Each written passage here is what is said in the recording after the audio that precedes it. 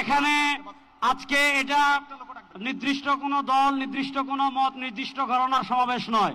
আজকের এই গণজমায়েত বাংলাদেশের সব ঘরানার শীর্ষ সকলের, যারা এসেছেন আমাদের সকলের আজকের এই সমাবেশ।